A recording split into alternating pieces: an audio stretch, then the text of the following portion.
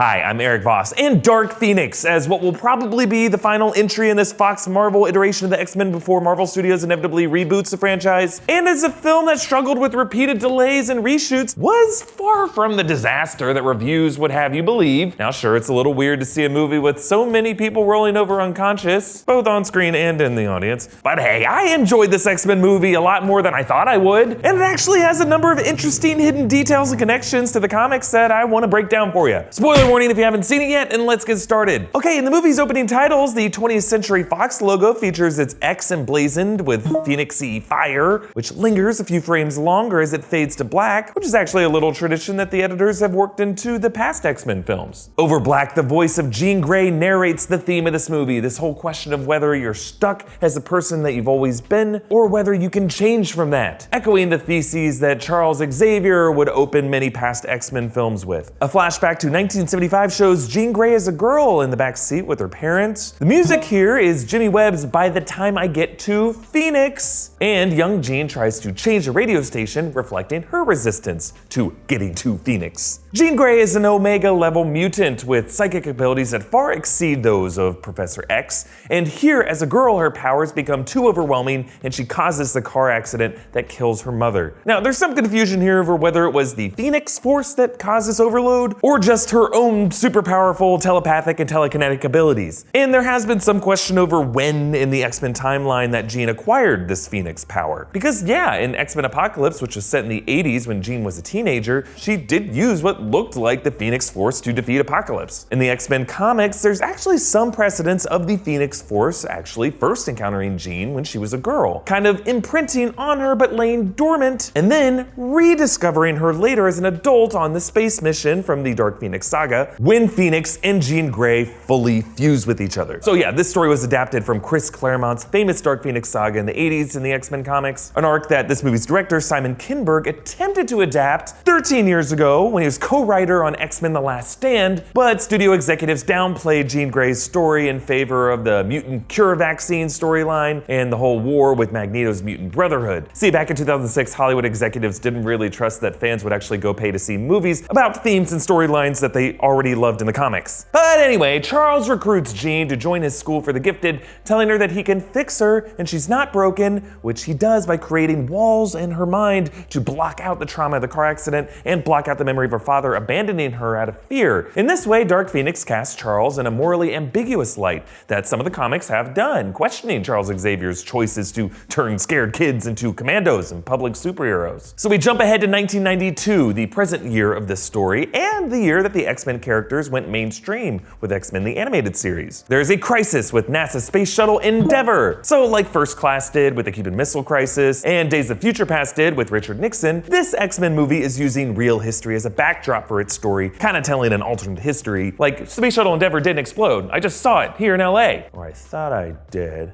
They hiding? So Charles deploys the X-Men, which in this movie include Hank McCoy, Beast, Nicholas Hoult, Raven, Mystique, Jennifer Lawrence, and Peter Maximoff, Quicksilver, Evan Peters, who, after being one of the best things about the last two X-Men movies, sadly gets about as much screen time as he did in that cameo in Deadpool 2. There's also the noobs who were introduced in X-Men Apocalypse: Scott Summers, Cyclops, Ty Sheridan, Jean Grey, Sophie Turner, Kurt Wagner, Nightcrawler, Cody Smith-McPhee, and Aurora Monroe, Storm, Alexandra Shipp. The X-Men wear these new simplified costumes that seem to be drawn from the Frank Quitely designs from the New X-Men by Grant Morrison. They're also a bit similar to director Matthew Vaughn's X-Men First Class costumes, really just embracing the classic blue and yellow color scheme. Raven actually calls us out to Charles later on, suggesting this simplicity was intentional as part of Charles' PR branding strategy for the team, as opposed to just like random blue jumpsuits or random black leather costumes. The X-Jet takes off from under the basketball court, and they included the same shot of the rolling basketball that we saw from the Jet's takeoff in the first X-Men movie. The X-Men save the astronauts, but Jean absorbs the cosmic nebulous Phoenix Force, which helps her survive in space. And when she lands on the surface, it starts to feel real good. Kind of like Kane and Alien feeling real good, eating noodles, but wait!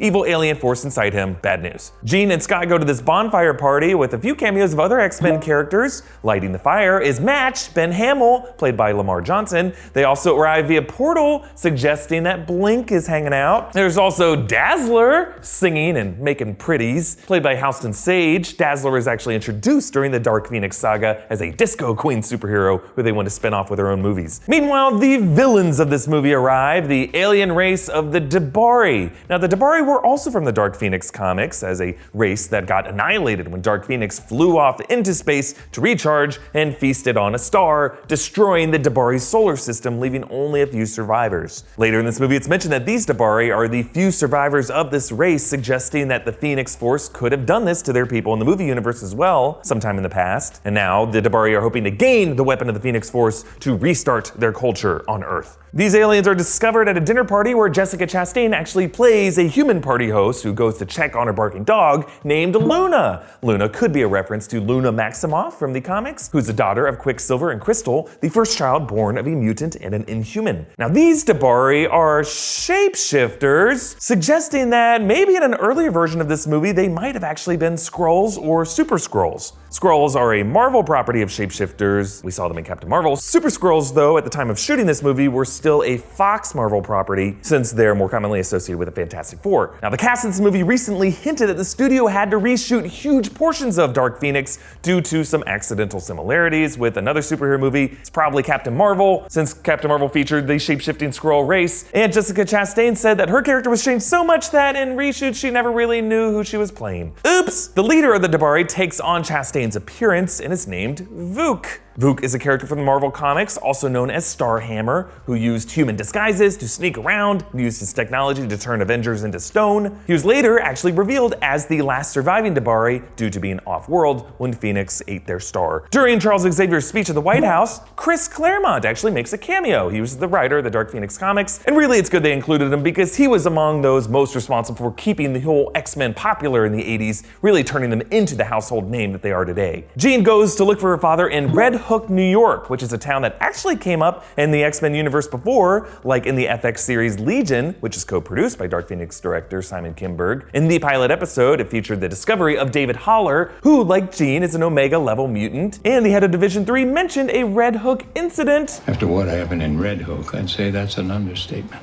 In the background of this town, there's a truck with the logo Bishop Power, a nod to Bishop, the human who can absorb energy and release it from his body. He's a constant conductor of radiation and electricity. The X-Men try to stop Jean, but she takes them all out one by one, including, fatally, Raven. She impales Raven on these 3 spikes, and there's actually an interesting detail in Raven's death here. But before I continue, thanks to Rise of the Kings for sponsoring this episode. Rise of the Kings is a war strategy mobile game set in the Middle Ages, but with fantasy elements. So if you're just a Sophie Turner fan you saw her in Game of Thrones but wish it ended differently, here's your chance to show how dragons and castles should play out. In the same way that Jean Grey says it feels good to go in rage mode as Phoenix, it feels pretty sweet to use a dragon, burn the Lich, and Rise of the Kings. Yeah, it feels a bit different when you're the one doing the burning, doesn't it? Rise of the Kings features a bunch of hero options with varying stats, styles, and features with beautifully done artwork. Now, building up the heroes involves the formation of troops and promotion of attributes, but on looks alone, I gotta hand it to Asher High. Now that is fierce. You can also experience what it's like when your castle is being attacked, play defense with your own intricate defense strategy. Rise of the Kings has global servers, so you can compete with players from all over the world. You can also set up your own alliance, chat with friends from around the globe, and get to waging war together. So what are you waiting for? Download Rise of the Kings now using our download link in the description below. You can also get a free gift pack with our unique code in the description. Okay, back to Mystique's death. It actually brings her full circle with the original Mystique's fake death from Wolverine's claws in the first X-Men. 3 spikes cutting through her midsection. And speaking of Wolverine, this emotional death echoes the death of Logan, who also bled out after being impaled. I guess this is the one way we can horribly kill X-Men characters. After Barry and Raven, Hank and Charles duke it out, grieving in the kitchen, Charles recalls this location as the place where he met Raven, a callback to the scene in X-Men First Class. Actually, earlier, Raven realized realized that they were the last of the First Class,